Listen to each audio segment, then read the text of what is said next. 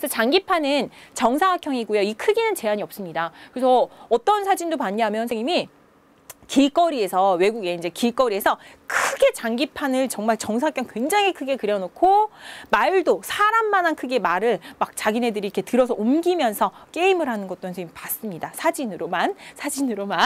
자, 그리고 이때 흑백의 체크 무늬는 가로가 8칸이 있고요. 세로도 8칸이 있어요.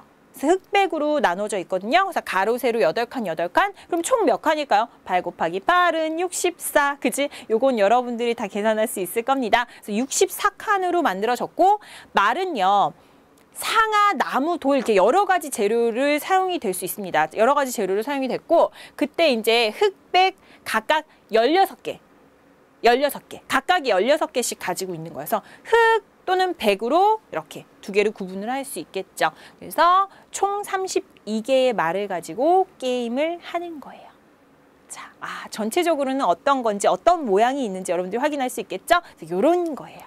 한 번씩 본 적 있죠? 구경한 적 있죠? 그래서 다음과 같이 8칸, 8칸 흑백의 체크로 되어 있고요. 말은 16개, 16개.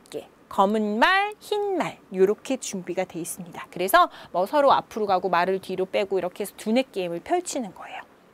지금 이 기회에 체스 못 해본 친구들은 인터넷 쳐봐. 체스의 규칙 이렇게 쳐보고 규칙에 따라서 여러분들이 친구랑 아니면 뭐 가족끼리 한 번씩 해보는 이러한 재미있는 즐거운 시간도 가질 수 있겠죠. 수학 시간에 여러분들이 비밀로 한번 해보세요.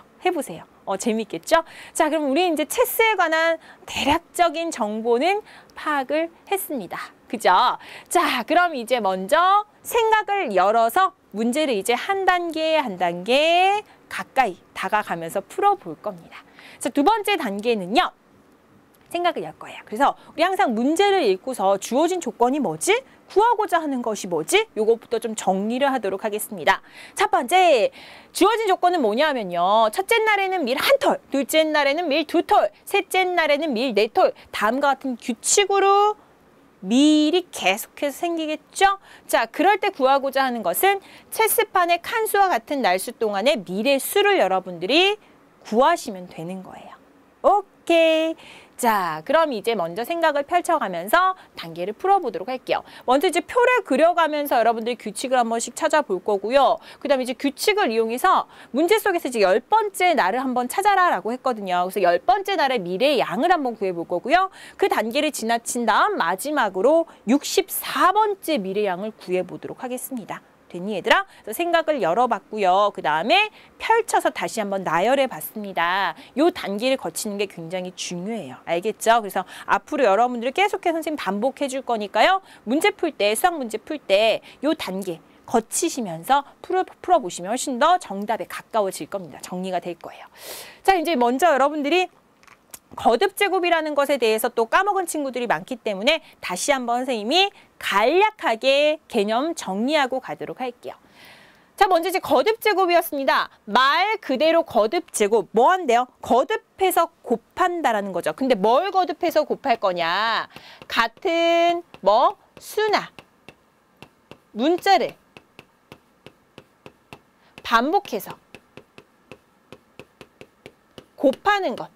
그것을 우리는 무엇이라고? 거듭제곱이라고 했습니다. 그죠? 거듭해서 계속 곱할 거예요. 자, 그것을 이제 나타내는 방법이 있는데 그 방법이 무엇이냐? 예를 들어서 자, A라는 어떤 수가 있다라고 해보자. 이것을 n번만큼 곱했다라고 해보자. 그랬을 때 우리 이 A라는 것은 무엇이라고 했습니까? 용어 먼저 체크하도록 할게요. 밑에 있다라고 해서 밑이라고 이름을 붙여줬고요. 그 다음에 n번이라는 것은 몇 번이 곱해진지 그것을 나타내는 것이었습니다. 그죠? 그래서 얘를 무엇이라고? 지수. 이 지자는 한자로요. 손가락지예요. 그래서 손가락으로 이렇게 수를 세잖아. 1, 2, 3, 4 이렇게 세잖아. 그래서 몇 번이 곱해진지 가리키는 이 손가락지를 이용해서 몇 번이 곱해진지를 나타내는 것이 지수였다라고 생각하시면 돼요. 그죠? 그럼 예를 들어 보도록 할게요. 여기서 또 예를 안 들면 헷갈리죠?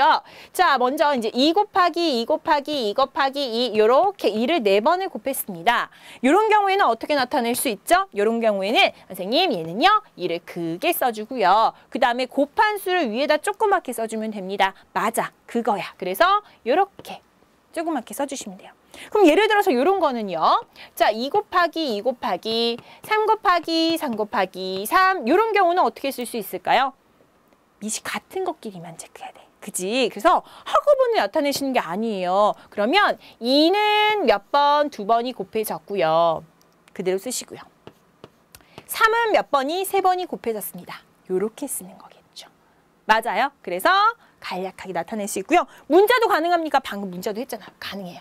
A 곱하기 A 곱하기 A를 한번 나타내 보도록 할까요? 그럼 A가 몇 번 곱해졌습니까? 요 색으로 쓸까요? A가 3번이 곱해졌습니다. 라고 나타낼 수 있다고요. 오케이. 그럼 하나만 더. 자, 주의사항입니다. 요건 여러분들이 가장 많이 헷갈려하는 부분 중에 하나예요. 자, 예를 들어서 이제 5를 갖다가 내가 요렇게 더했습니다.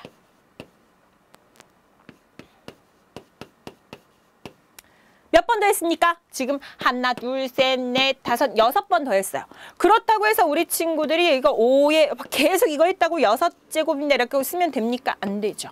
얘는 어떻게 나타내시는 거예요? 얘는 5가 6번이 더해진 거기 때문에 곱하기 6으로 간단하게 나타내는 거예요. 알겠죠? 그래서 절대적으로 여러분들이 덧셈과 곱셈 얘네들 헷갈리시면서 문제를 틀리시면 아니 되옵니다. 오케이. 주의사항까지 꼼꼼하게 다졌고요. 이제 개념 파악했으니까 이 거듭제곱을 이용해서 어떠한 문제를 풀 수 있는지 선생님이랑 하나하나씩 살펴보도록 하겠습니다.